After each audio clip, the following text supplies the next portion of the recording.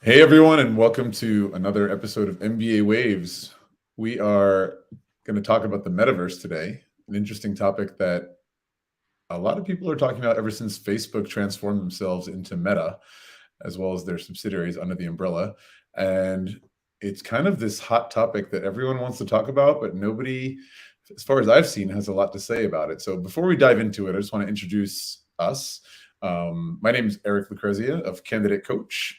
And I've been in the world of admissions, recruitment, education, and coaching for the last 20 years, the last 6 of which have been at ESSEC Business School, where I was director of recruitment for the global MBA program here in Paris, where I'm broadcasting live from, as well as in Singapore. And as always, I'm joined by my fellow creator of MBA Waves, Bara Eric, who I'll let introduce herself right now.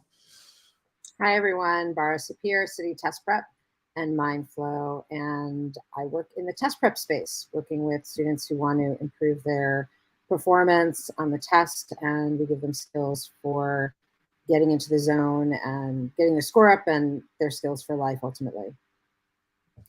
Thanks, Bara. And so MBA Waves, we created about 9-10 months ago at this point. And each week we broadcast live on LinkedIn, Facebook, and YouTube for about 30 minutes, addressing a different topic each week with often guests, but not always. And if you look at our website, mbawaves.com, you can see each subject we have, or each topic coming up in the future, as well as watching past episodes, which have been recorded, and you can watch them at your own time.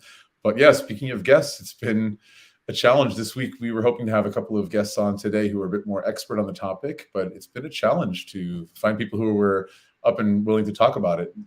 Bara, what have you seen? Yeah, it's been interesting because I'm in the Bay Area, so I have Right. Practically from my window, I can probably spot someone who works with metaverse things, but it's been really challenging. Not everyone is optimistic or positive about the metaverse, and no one, even though I know plenty of people who use, the Oculus. I've got an Oculus, and I've even partaken in events that have been in that virtual reality space. But yeah, I couldn't get anyone to bite. Yeah. So yeah, this actually, I've been thinking about it for a little while, and then I saw this really interesting article that came from Business Because on the topic of MBAs and how it fits into the whole space of MBAs, business, education, and so forth. And it got me thinking, and I wrote an article about this maybe a month ago. I'll share it in the chat right now if anyone wants to refer to that. So there it is on the chat if you're interested. But I think it bears mentioning what exactly the metaverse is for those people who don't necessarily know. So basically, the metaverse is a collection or like a network of 3D virtual worlds, which are designed to foster social interaction. And it uses advanced human computer interaction hardware as well as software. So users can interact with each other in this metaverse through their digital avatars. Right. Well, ever since that movie Avatar came out, everyone talks about that word. But in this version, imagine a 3D virtual world where there's an avatar version of yourself where you can interact and do things. And that's had some, I think, some of the most major implications in the whole world of gaming, right? But also like social interaction, media, entertainment. Tourism has been a thing where hotels or resorts can sell their services by way of creating this metaverse or virtual world, basically, where you can see what the hotel's like and what it's going to look like on site in this country. And what's interesting in the future for people who don't have the ability, either because of physical disability or finances, that they can actually kind of have a metaverse vacation. That's something that's kind of on the horizon that people talk about. But in terms of education, that's kind of a big topic. Is the metaverse an appropriate space for education? Now, I think that will vary greatly if we're talking about young children, high school or university, up until the MBA world. There's a lot of different opinions, but it's something that I wanted to talk about today. And well, Bara, since you mentioned as you are from the Bay Area and there's so many people around you, Silicon Valley is at your doorstep. What have you been hearing? What's the buzz in Silicon Valley and California? Well, what I don't know what the buzz is per se. What I do know is that what has filtered through the many COVID filters of of what's been happening during the pandemic is that I know that I got myself an Oculus, and I used it. I haven't used it that much recently, but I've got to say that the experience was it's a pretty awesome experience if you haven't had that experience before, where you're actually in a space and it really looks three-dimensional, and obviously you're not there because you can still sort of tell that you're in an alternate reality. But I gotta say that there's different rooms and different things that you can do even with the Oculus, where you can meet other people and you can walk from place to place and actually have conversations with people, and it not just be you and your television set playing a game, for example. Yeah. So I found it to be really profound. And there was a group, they haven't done it recently, at the beginning of the pandemic, that created a social event that it wasn't virtual reality, but you did that. One of the pieces that they had was that you could go in and talk to other people in different ways. I mean, even the way that Zoom could be used on other platforms can be created as these multiple rooms and multiple ways that you can interact with people. But the virtual reality piece of it during the pandemic was pretty amazing, considering Mm. that there was so much distance between you and other people, right? So I found it to be really fun, and I did go on some tours around. I look back at where I grew up, and you could do that because you can go on these That's Google Maps and visit. I went with a friend of mine who we didn't know each other before the Bay Area, but we grew up in towns next to each other, and we like showed each other the different places where we had lived, oh, right? cool. And so we were able to go on a journey together, for lack of a better word. I'm sure that there's probably other words that are going to come into being, because how do you describe going from place to place with somebody? So, I do hear people using it. Actually, the most I hear people using the Oculus for is for the exercise platform they've got on there. So before you go on, maybe like, because not everyone knows what the Oculus is, maybe you want to like Sure. explain what's the Oculus. So my limited understanding of what it is it's a headpiece that you put on, Right. and it covers up your eyes completely, and it basically projects a movie screen in front of you, but it's in almost three dimensions, so that when you move around, you're able to see all the way around you the way you would at a planetarium, but Mhm. there's even less space, right? So you're actually the center point, and everything that you see looking down, looking out, is that new universe, that new virtual reality. Yeah. So when you see it portrayed in films, like I've seen it portrayed, Ready Set. There was a virtual reality sci-fi dystopian film I saw. Uh, it really is accurate, because you really do feel like you're in a different place, but it is an illustration usually, unless you go to some of these Google Maps, in which you're not seeing films of it necessarily. You're just seeing, stills, kind of. Exactly. So it's basically a headset, this Oculus, and I've actually experienced it firsthand. First through a friend, my friend named Arnaud Labelle, and he's making films, and he actually asked me to do a voiceover for one of these like 3D immersive short films, and it's pretty cool. Like when you're inside there, you really feel like you're there, and it kind of it tricks your brain, and I think that's the key to this conversation, right? When I'm going to get into networking later, and in terms of creating a very real feeling experience, tricks your brain to believing you're there. And probably most of you have seen those memes where somebody's got a virtual headset on and they're playing some kind of game like kung fu fighting or something, and they just run into a wall. It's like pretty hilarious, like making you believe that you're there so much that you end up colliding with reality. So It's easier to suspend disbelief when you're wearing it. yeah, Like when you're in a movie theater and you're watching a movie in front of you, there are moments where you get so into what you're seeing and that you lose yourself. And that's actually some of the work that I do with hypnosis and neurolinguistic programming, is like mm, the movies we make. The difference is that this is even closer to all that. Like this is really being in that space, mm, and it's immersive. And so the brain actually can't tell the difference once it that barrier of reality right. is it's pretty amazing.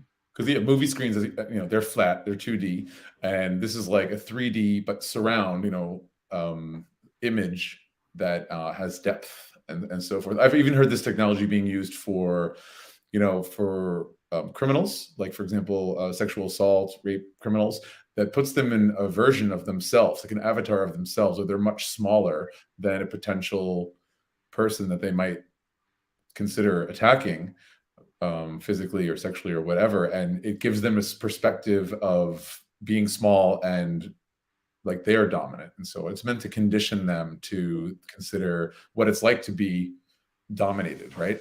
And also for survivors to have the experience of being strong. So it's a way to condition your brain. And there's so many implications of this. It's hard to say where it's going to go, but to bring it back to what we're talking about, education and so forth, first of all, there's requirements, right? You need the software, you need certain hardware besides the Oculus, the masks or helmets, or whatever you want to call them. There's other pieces. Like I've played some video games, some interactive video, right, with my cousin. Now, she's in New York.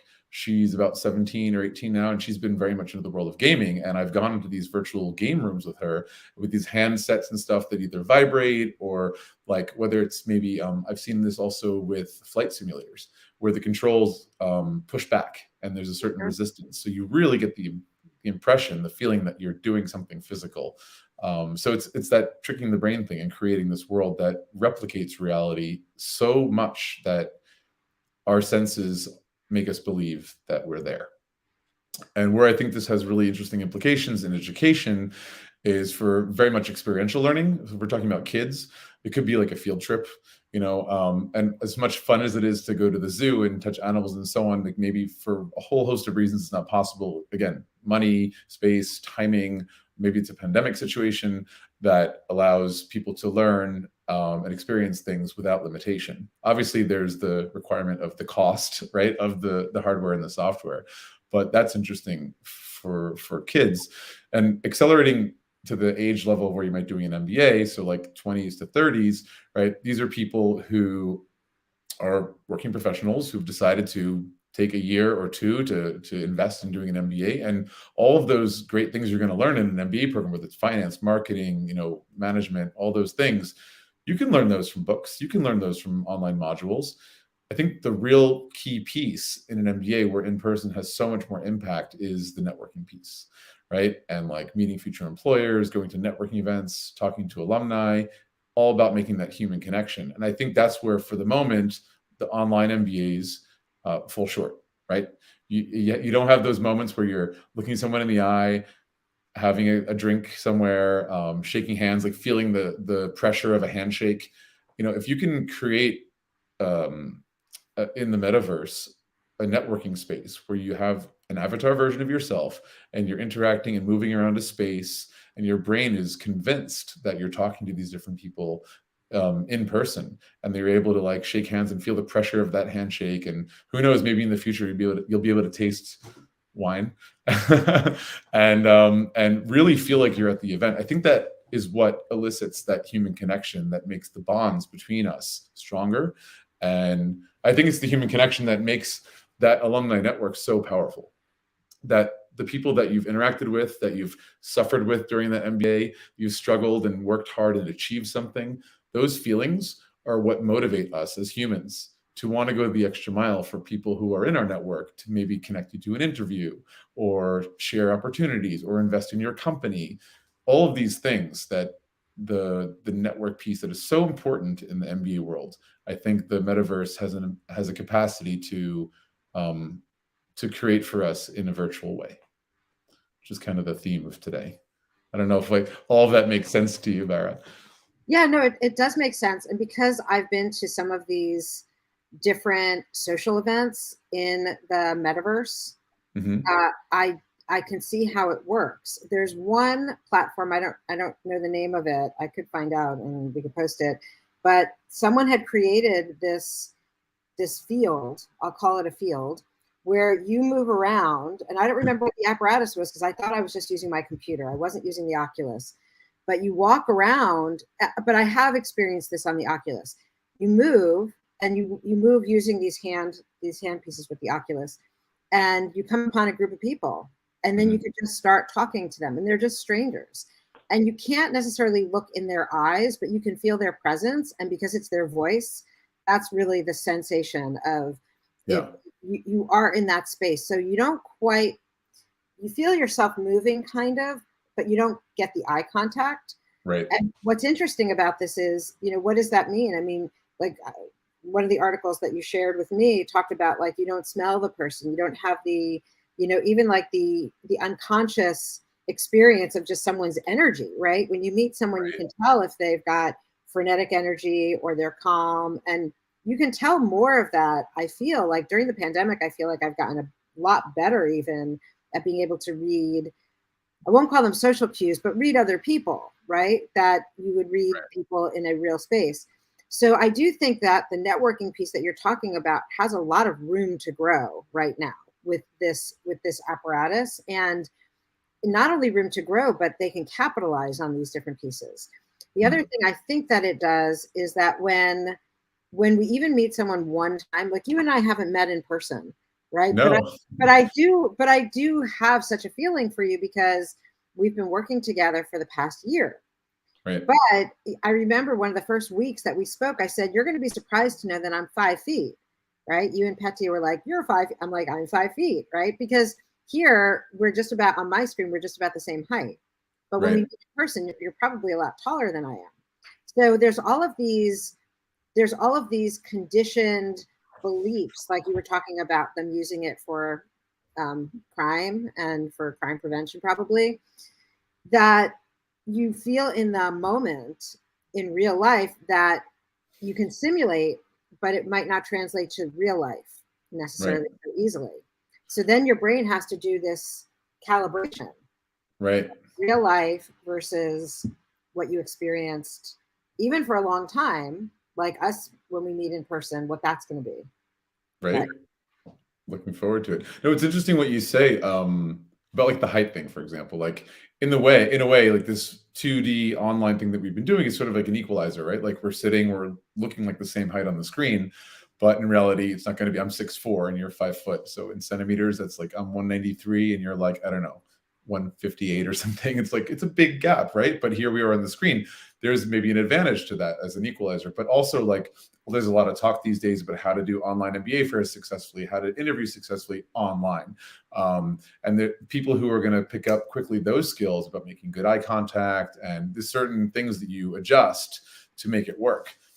In the future, who knows? I mean, I mentioned in this article, there's this Japanese professor. I'm not sure if he's Japanese, but he's a professor at the University of Tokyo, I believe, that came up with this like screen on a smartphone that you can lick and taste certain things like right. coffee and chocolate and a few other things, toast, I believe there was.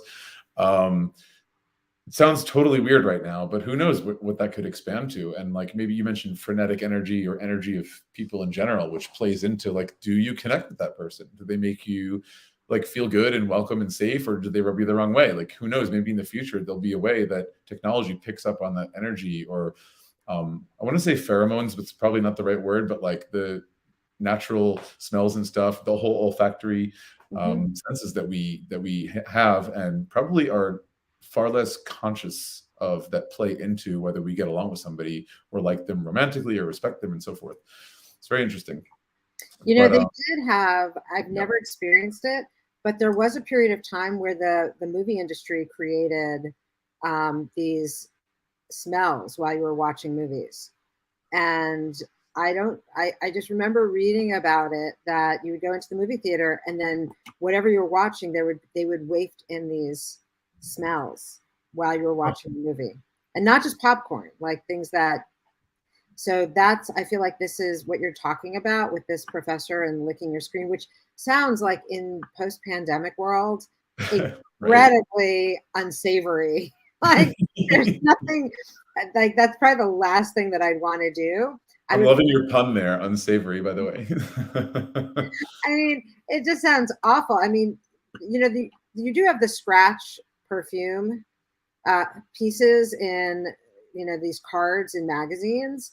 I can see something like that, like a card that would come along with something that feels much more sanitary. But it's super interesting. Like, I don't even know how the technology would be if it's not, like, how would they emit smell or taste on a phone? Like, that's amazing that it would I have mean, to. odors, smells are all just chemicals, right? They're mostly benzene rings like I was a chemistry minor. We had to literally produce essence of cinnamon oil, and it was a whole chemical reaction with all different steps, like 30 steps. Boil this, sift it out, filter this, whatever, and we made cinnamon oil. You wouldn't dare drink it, but it smelled exactly like it, powerfully. And so, with a bunch of, like, who knows, like little, I don't know, pods in your phone or in your computer that would be ready to emit certain combinations of chemicals could produce it. It's possible. Like, the question is getting it small enough to fit into your device. It's interesting. You said also scratch. That word caught my brain. Like, maybe think of scratch and sniff stickers like in the 70s and 80s, which were like maybe the first, like the most analog version of the metaverse possible. Like, you'd scratch this little strawberry shaped sticker and it would smell like strawberries. Yeah. I'm surprised those aren't around anymore. Those seem to have gone out of style. Maybe they're not COVID friendly. I think they were gone before COVID, but I don't know. I don't have kids, so. But some people in academia, in the whole business school world, have been commenting on it, like sharing what they've been doing already. Again, we've talked about COVID being a great accelerator already in previous episodes, that, we've already been on this digital path for like 10 years or so now. There've already been, online MBAs and digital solutions for things. And COVID just forced us to rethink things and, in an urgent way, come up with solutions for stuff. But I remember even when I was working at ESSEC before COVID, they did invest in a handful of these Oculus headset things, and they were able to do some kind of virtual visits. And it's just kind of pushed things in that direction, even more. And what ESSEC did when COVID struck, they made the decision, because throughout the MBA at ESSEC, it's a 1-year program. They have the campus, like I said, in Paris and Singapore, and it was pretty commonplace that MBA students would go to the other campus, and it was an opportunity for connected people, to companies in that country, to network, to learn how business is done in that country, and so forth. And for 2 reasons, they decided to cut all long haul flights or travel during the program, and that those are for economic reasons. So they're able to, keep costs lower for the tuition for the program by doing it virtually. Of course, there's the investment in the software and the hardware, but once that's there, they don't need to continue to increase prices because of increased travel costs. And considering the war in Ukraine right now, fuel prices are going up, and that's definitely a thing. The other thing is to reduce carbon footprint. And it seems to be a more ecologically responsible move to do things virtually and go the way of the metaverse in order to create those experiences where back, even before they come, when it's like MBA fairs, interviews, campus visits, to actual, networking events, meeting alumni from other parts of the world, and so forth. So that's something that, they're talking about, they're putting in place already. And a couple of other deans from business schools have been, commenting that this is the direction they think it's going to go. There was this article where they say, MBA program or business school deans are predicting this is definitely the future for MBAs. And, I don't know, part of the whole MBA experience is that travel. So I don't know how people are going to feel if they feel this is the way to go, or that's like a shame. They would prefer to go in person. But well, it sure would be nice if we had a different fuel system, because I think if we had a cleaner fuel and that was able to prompt travel so that we don't have as much waste and we're not as reliant on fossil fuels, yeah. I think that might also be a game changer. But I'll just throw this in there, like Bitcoins. I don't know much about the Bitcoin industry, but I do know that they've got these huge data centers that actually are not very environmentally sound at all. So, there seems to be, in my mind, I put together like the Oculus, virtual reality, and Bitcoin, and this sort of like this virtual financial system, right? and yet Bitcoin is actually not environmentally sound at all.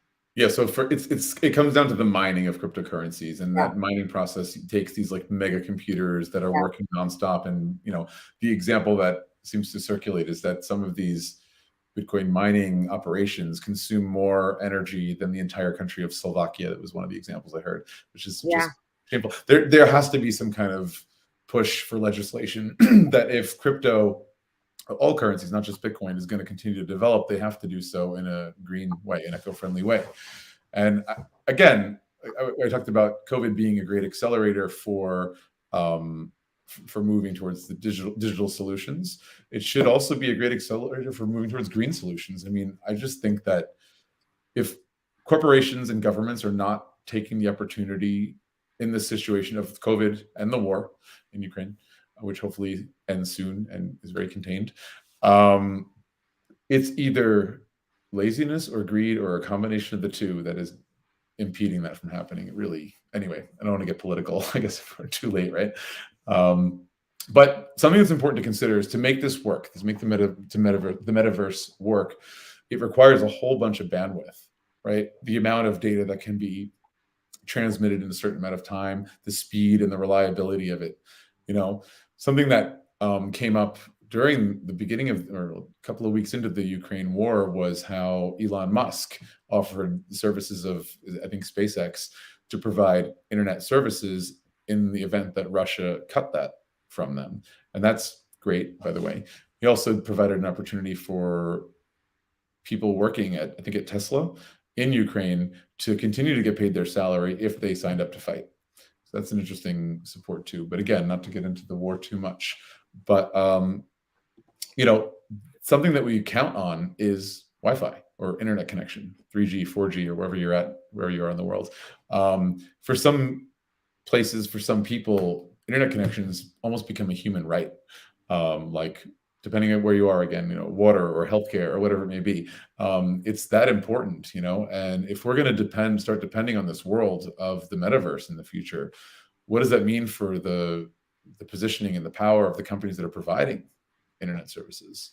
Like Amazon provides for so many companies. They're providing for not only the US government, but like LinkedIn, like Facebook, like all these companies. Amazon's web services, AWS, is the biggest part of the Amazon empire. And we put a lot of trust and so forth into that. And, you know, as we go paperless for a lot of things, we digitize our government records, our bank statements, all these different things. What happens when we can't access the internet at some point, you know? So there's this understandable reticence to go fully digital on certain things. Like, we, at the end of the day, are physical. We are human or plants or rocks or whatever, you know, like they're, you know, so it's, I think there's so many interesting opportunities and implications, especially with the growing global population and the impact on the environment. And the threats, well, there's threats today that, like, of cyber attacks. I mean, the US is bracing now for cyber attacks from Russia, that we're getting intelligence saying that it's probably going to be happening. Like, we've known it's going to happen. And so then what happens? You know, then, then what happens when we're not able to access our bank accounts or the water grid or electricity? You know, what happens when a country decides that they want to shut down another one? Right.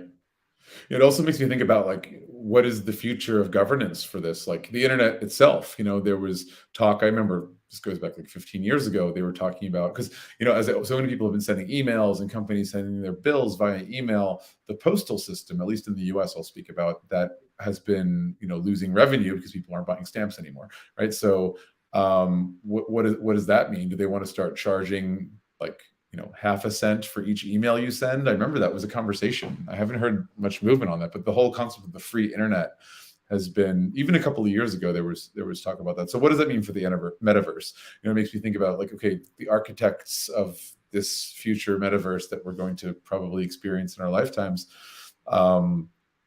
you know, what's being put in place to make sure that it's free and accessible to all people from wherever you are in the world, whatever your demographic situation is. You know, that's something interesting to think about, and to make sure that it is free. And then I also think about, like, I don't know, I think I'm making up a word here, but like metaphobia, like people who are just like not into it, like whether it's as simple as the Oculus itself that get like claustrophobic in that, or the opposite, like they're in the metaverse and they get agoraphobic and they just like can't handle being in the open space. You know what I mean? There's a whole bunch of things to think about. Or think about the Matrix, right? Oh my like gosh. Think about, you know, like getting plugged in a particular way. I mean, it's a metaphor, but in some ways that is really happening. And they were experiencing life in this alternative reality. Yeah. Or were they? Yeah, that's kind of creepy, that whole storyline. So yeah, we're on the half an hour now. Honestly, I'm not seeing any questions coming in, at least on StreamYard. But if there are any questions you guys have, you want to ask from the audience, now is the time to make any comments or ask any questions. Not that we're any kind of experts, but we just wanted to talk about this because I think it's really relevant, and it would be amiss not to talk about. It's good to just recognize that this is the beginning of something. We're just really at the really, even though it's been going on. I mean, we saw this in the Jetsons, right? When I was growing up, right? We saw those pieces then, but it's really becoming a reality now. And so how is that going to affect all of us? And how is it going to affect students, right? Within the next 5 years, it probably will affect students in some way. I would gander, I guess, there. Absolutely. Well, once again, I don't see any questions, so I think we'll wrap it up there. It was really good to talk to you, Bara, about this. Super interesting. Fun. Yeah. As always, MBA Waves will be on next Tuesday every week. And next week, we'll be talking about the hidden advantages of taking the GMAT or GRE. And we do have a guest lined up, our friend Vinay Narang from GMAT Genius. So that's next Tuesday, March 29th. Same bat channel, 7 p.m. Paris time, 10 a.m. San Francisco time. And we look forward to seeing you there. And if you have any questions, you can prepare them now, and Vinay, Bara, I will be happy to answer. So thanks, and bye-bye. Bye, everyone.